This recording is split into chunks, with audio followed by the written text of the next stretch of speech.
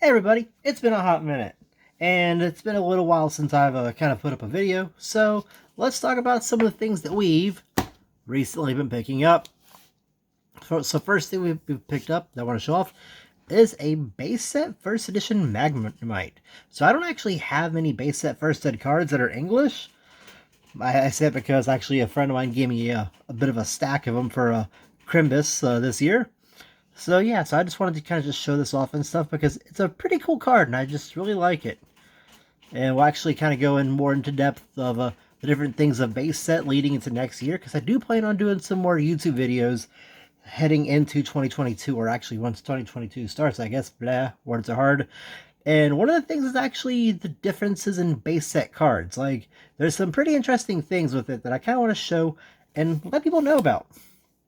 The next thing is, well, a fossil first ed magneton. I really like the card for one, because it's always a good thing to have some first ed stuff, and I figured, why not? We'll pick it up, we'll slab it later, maybe, throw it into the vault, who knows. Now the next one, Sneasel first eds. I kind of picked up 5 of them. I got a super good deal on it, so I was like, you know what? Why not? It's also good to have some Neogenesis stuff. Also, before I do continue, I do want to point out something pretty fun. Okay, so both of these are first eds, right? So fossil first ed. So back in the day when Pokemon was first out, it was booming pretty hard. And so Jungle and Fossil and Base Unlimited had a very strong print run. And to my knowledge, how first editions go is first 3 days on the printing press, or first 3 days of just them printing and stuff, were stamped first ed. After that, they go over to being unlimited.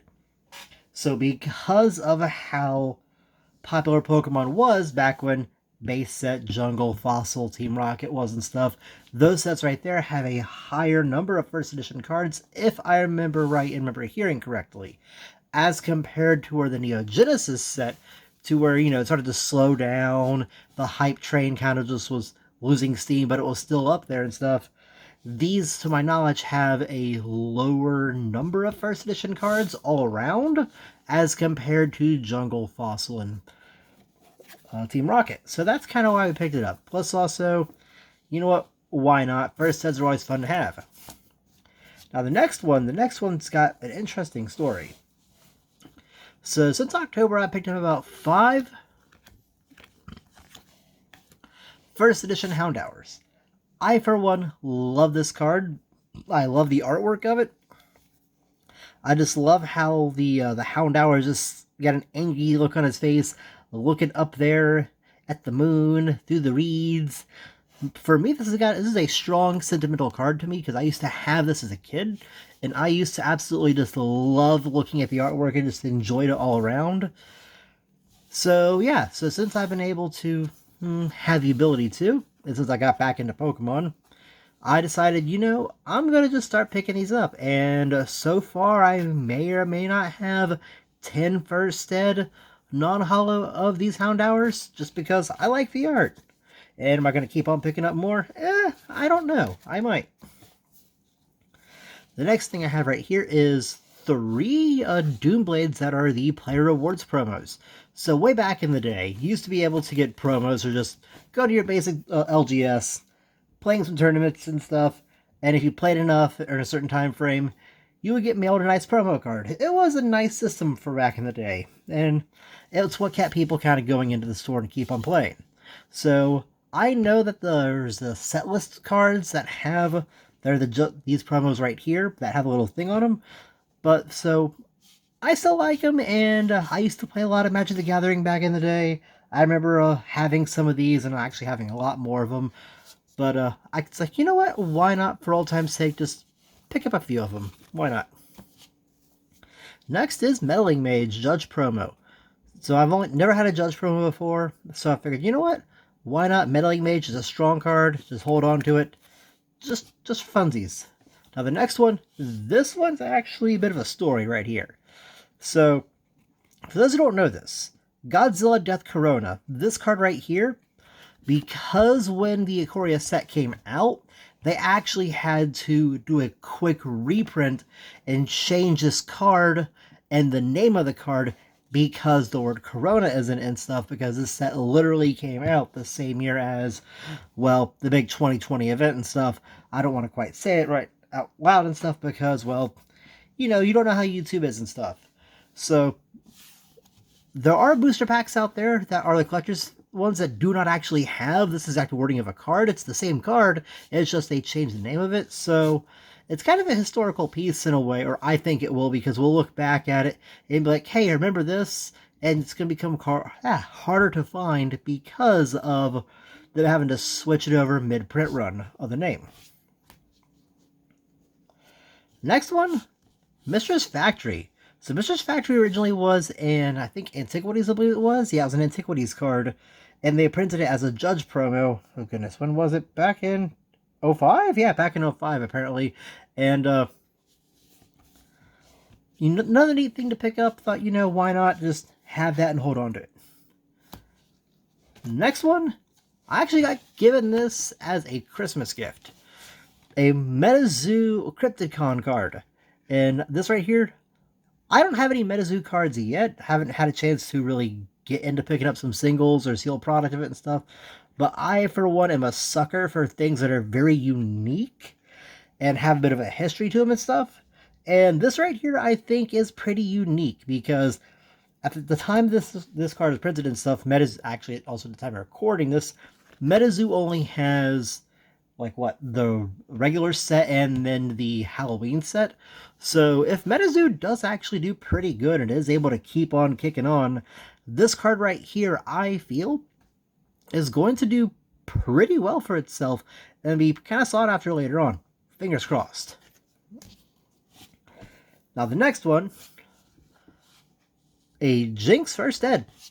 So this card right here has got some things I gotta say about it. First, I gotta get a drink. Sorry, folks. Throat's getting kind of dry.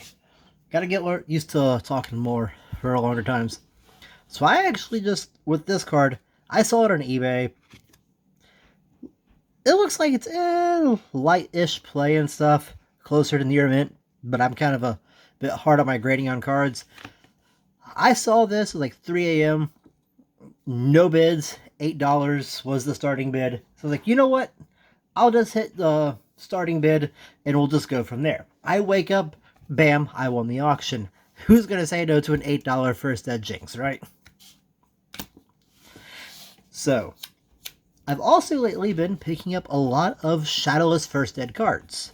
Because one, I don't have any, and two, Shadowless has a lower print run than Unlimited. Technically, I'll talk about later the whole thing of Shadowless First Ed Unlimited, because there is a unique story with that. There's also a fourth printing too that's kind of harder to spot, so that's going to be a fun thing to show off for a later date. So, Chansey, a Hitmonchan, and a Ninetales. By the way, before I do continue, I do want to say that these two right here actually have a higher number floating around in the wild as compared to Chansey, because Chansey was never in a theme deck. As to where Brushfire had Ninetales, and I believe Blackout, yeah, I think it was Blackout, had Hitmonchan in it. So, yeah. So if you are going to look for base set stuff as a heads up, do be sure to know that what theme decks had what cards in them and stuff, and that'll help determine, why certain ones are cheaper than others, if it's popularity or just so on and so forth. Then, on to the next.